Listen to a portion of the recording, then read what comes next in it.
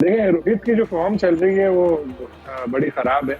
हालांकि टीम उनकी फाइनल में पहुंच चुकी है, लेकिन इंडिविजुअल उनकी परफॉर्मेंस देखें तो वो इतनी अच्छी नहीं है और उनकी टीम में मौजूदगी पर सवाल उठने लगे। ये तक कहा जा रहा है कि इंडिया की टीम अगर फाइनल हार गई तो शायद फिर उनको कहा जाएगा कि बस अब आप रिटायर हो जाए।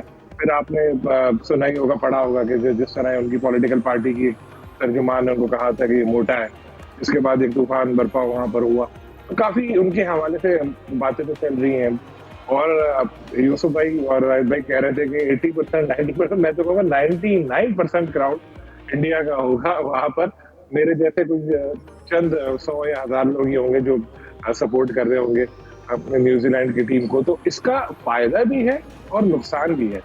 न्यूजीलैंड की टीम जब अपने घर वापस जाएगी तो केन विलियमसन, राचिन रविंद्रा या फिर दूसरे जो उसके सेंटनर वगैरह, उनको ये फिक्र नहीं होगी कि भाई मैं हार कर आ रहा हूँ तो मेरे घर को आग लगा दी जाएगी, या मुझे सोशल मीडिया पे मुझे और मेरी फैमिली को बुरा भला कहा जाएगा, या मुझे बोला जाएगा इसको बाहर निकालो, मुजाहरे होंगे। इंडियन के क्रिकेटर्स जो है उनके साथ ये मसला लगा होगा। तो हालांकि वो जीतते हुए यहाँ तक पहुंचे हैं, लेकिन अगर हार गए तो आपको पता है वहां पर लोग जो है तूफान बदतमीजी मचा देते हैं, इसको बाहर निकालो, ये ऐसा है वो वैसा है। तो इस चीज का एक दबाव फील करते हैं इंडियन क्रिकेटर जब भी खेल रहे हो, वो महसूस तो उनको होता है। तो इस मैच में भी उनको ये चीज फील होगी। और न्यूजीलैंड टीम चूंकि उसको शुरू से ही कोई इतने ज्यादा खातिर में लेके नहीं आ रहा था, तो कह रहे थे कि चलो 8 में से 4 टीमों में वो आ जाएंगे, लेकिन फाइनल में पहुंच गए। और फाइनल में भी अगर आप पूछें तो बहुत सारे लोगों की राय यही है कि इंडिया जीतेगा। तो इसलिए न्यूजीलैंड जो है वो रिलैक्स है, चिल है कि चलो हार भी गए तो क्या, वो यहाँ तक पहुंच गया, बड़ी बात है। लेकिन इस चीज का फायदा है उसको, इस वजह से वो जीत सकते हैं। और इंडिया की टीम जो है तवक्कुआत की वजह से प्रेशर में भी आ सकती है।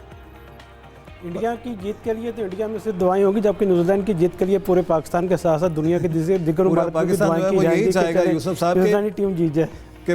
बिल्कुल न्यूजीलैंड जीते। हम देखते हैं कि ठीक है, अब तब देखेंगे कि रिजल्ट हमारे सामने क्या आता है।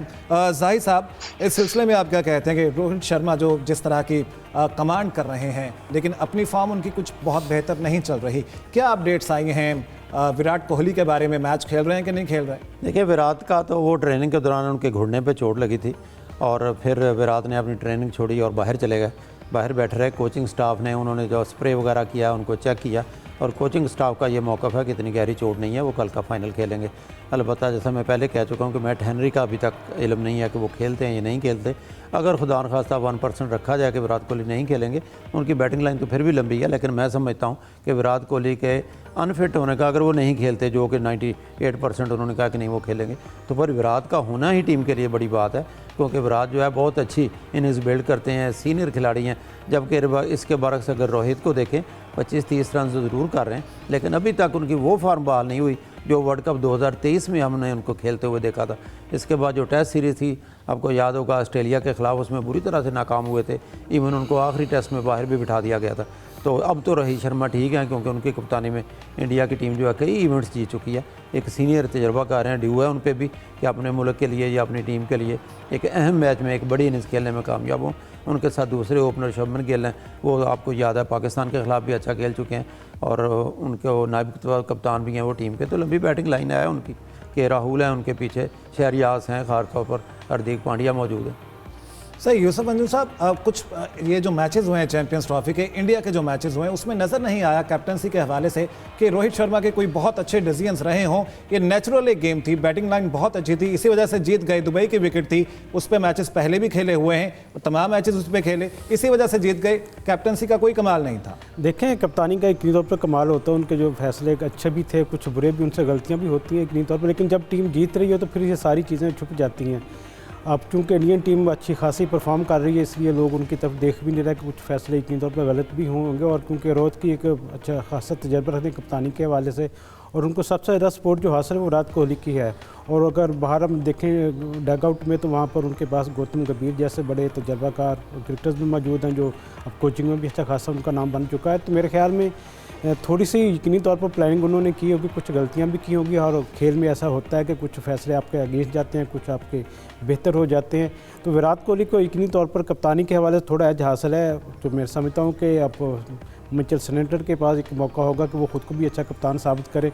अब तक की अगर कप्तानी की बात की जाए तो दोनों टीमों के कप्तानों ने बड़े अच्छे फैसले करने की कोशिश की है।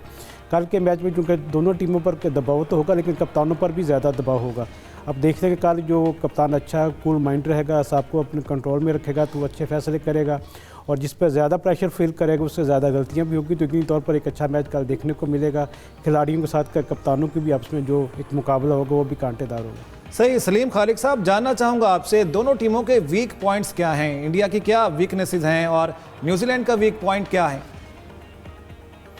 नहीं, न्यूजीलैंड का हमने देखा था कि इंडिया के खिलाफ थोड़ा सा मतलब प्रेशर में आ गए थे, अच्छा खेलते चले आ रहे थे, लेकिन उनकी थोड़ी सी बैटिंग में भी उनको मसाइल हुए थे, और अब अभी भी उनके जहन में ज़ाहिर है ये शिकस्त ये बरकरार होगी, सामने होगी।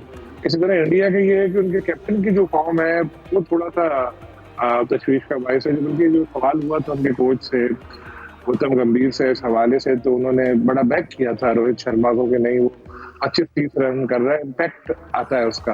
तो उसमें जो सुनील गावस्कर उनके फॉर्मर क्रिकेटर है, उन्होंने कहा भी था कि ये किस किस्म का इम्पैक्ट है, उसको बड़ी इनिंग खेलनी होगी। आपस में इस तरह थे। तो जब कैप्टन आपका अच्छी फॉर्म में हो ना हो ना, तो उसके बड़े नुकसान भी होते हैं, चाहे वो मैच जीत रहे। मैं आपको मिसाल दूं, सरफराज अहमद जब पाकिस्तान के कैप्टन थे, गालिबन 10 या 11 सीरीज पाकिस्तान ने वो सिर्फ जीती, लेकिन सरफराज की ये खामी थी बहुत बड़ी कि वो टीम में बहुत ज्यादा इन्वॉल्व हो जाते थे। मतलब टीम में इन्वॉल्व इस तरह होते थे कि वो अपनी परफॉर्मेंस को उन्होंने छोड़ दिया, वो टीम की चीजों में उसकी वजह जब तक टीम जीत रही थी तो सब अच्छा था। एक सीरीज हारी तो लोगों ने स्टैट्स निकाल ली कि सरफराज की तो परफॉर्मेंस ही नहीं है और वो बाहर हो गए। तो रोहित के साथ भी यही है कि जब तक इंडिया की टीम जीत रही है, अगर फाइनल भी जीत गई तो चलो कुछ भी नहीं होगा, लेकिन अगर हार गई तो आप देखिएगा ये सारे लोग स्टैट्स निकाल कर आ जाएंगे, उनके फॉर्मर क्रिकेटर, मीडिया, यार कैप्टन की तो कोई परफॉर्मेंस ही नहीं है। तो ये एक चीज है कि कैप्टन अगर खुद अच्छी फॉर्म में ना हो तो उसका टीम पर भी फर्क पड़ता है, और खासतौर पर अगर वो टॉप ऑर्डर बैट्समैन हो, ओपनर हो। तो होपफुली कल देखते हैं क्या होता है, किस तरह वो खेलते हैं, क्योंकि हैं बड़े खतरनाक बैट्समैन। अगर वो खेल गए तो ऐसे हैं कि 200 भी कर जाए बनता वो, जिस तरह की वो हिटिंग करते हैं। लेकिन बात ये है कि बाबर आजम की तरह वो भी स्टार्ट ले रहे हैं, लेकिन उसके बाद आउट हो जाते हैं। सही, आपने जिक्र कर ही दिया है बाबर आजम का, पाकिस्तानी टीम का भी जिक्र हो जाता है। अगर यही पाकिस्तान जीत जाता, सेमीफाइनल के लिए क्वालिफाई करता, सेमीफाइनल जीत जाता, जो कि हम ख्वाब ही अब ये इमेजिन ही कर सकते हैं, चूंकि हुआ नहीं ऐसा, तो ये मैच फाइनल का पाकिस्तान में हो रहा होता। जाहिद मकसूद साहब। जी हाँ, बिल्कुल रंग ही चेंज होता। ज़ाहिर है ये स्टेडियम भी बना था, बड़ी आस थी, उम्मीद थी कि पाकिस्तानी टीम जो है कम अज़ कम सेमीफाइनल तो खेलती, वो यहाँ पे होता। पाकिस्तानी टीम सेमीफाइनल क्या, पाकिस्तानी टीम एक भी मैच ना जीत सकी, और लकी रही कहना चाहिए कि बांग्लादेश के खिलाफ बारिश हो गई रावलपिंडी में और पाकिस्तान 1 पॉइंट लेने में कामयाब हो गया। हालांकि इंग्लैंड भी टीम कोई मैच नहीं जीती, लेकिन क्योंकि बारिश नहीं हुई इसलिए वो अपने मैच हार कर वापस चली गई, और उनको कप्तानी के भी लाले पड़े हुए हैं। जोस बटलर साहब चले गए, अब वो कप्तान ढूंढ रहे हैं कि T20 का किसको बनाना है, हैरी ब्रोक को, और वनडे का शायद बेन स्टोक्स को दोबारा बनाना है। यही हाल हमारा हुआ कि हमारे भी टीम से प्लेयर जो है कोई बाहर बैठा, कोई निकल गया, कोई T20 में शामिल कर लिया गया।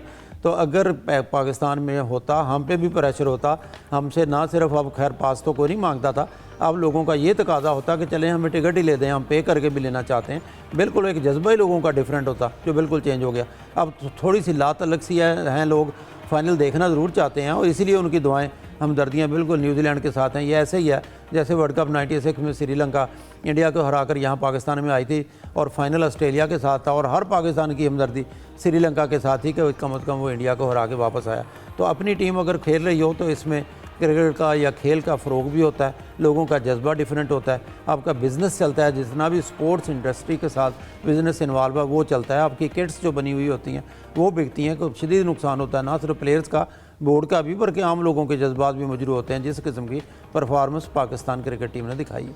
सही, अब देखते हैं कि पाकिस्तान की जानिब से जो फैसले किए गए हैं टीम को बेहतर करने के लिए, वो क्या रंग लाते हैं। ब्रेक के बाद मज़ीद मौज़ूआत पे बात करते हैं, मज़ीद हैपनिंग्स और इवेंट्स पे बात करते हैं, साथ रहिए।